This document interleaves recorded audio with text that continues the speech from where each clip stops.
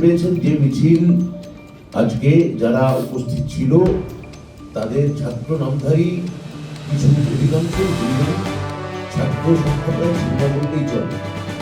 আজকে বিভিন্ন স্কুলে পরীক্ষা, ইউজিসি নেট পরীক্ষা, সেগুলোকে সম্পূর্ণভাবে অগ্রাহ্য করে, সেগুলোকে কোনোভাবে তোয়াক্কা না করে এইরকম একটা মানে হটকারী, নৈরাজ্য সৃষ্টিকারী এবং অরাজকতা সৃষ্টি করতে দেওয়া গোটা রাজ্য দিয়ে, গোটা ভারতবর্ষ যেখানে আমরা সবাই বিচার করছেন, সেই বিচার না চেয়ে ওরা আজকে মৃতদেহ করছে। ওরা বিচারের পরিবর্তে ওরা লাশের সন্ধানে যে পুলিশকে প্ররোচনা দিলেন। আপনারা দেখেছেন পুলিশের আমাদের আইসি মাথা কেটেছেন, রক্তাক্ত হয়েছেন, বারবার প্ররোচনা দিয়েছেন, ওই গাড়িতে নিয়ে এনেছেন, সম্পূর্ণ সেনাবাহিনী দরজায় ব্যারিকেড করা হয়েছে, তাদের উন্মত্তের মতো বারবার লাথি মারা হয়েছে।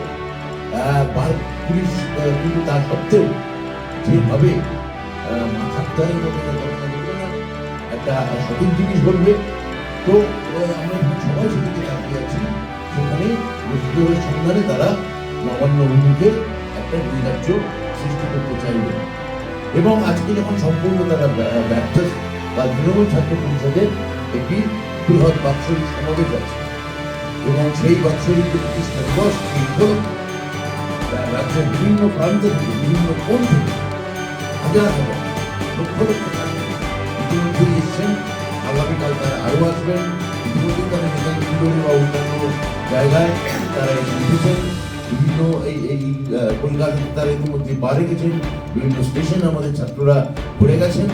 এই সময় কালকের মত ডাকা আমরা মনে করছি এর পেছনে একটা গভীর অনুসন্ধি আছে, প্ররোচনা আছে। ওই আমাদের সমাবেশ থেকে আমাদের শীর্ষ নেতৃত্ব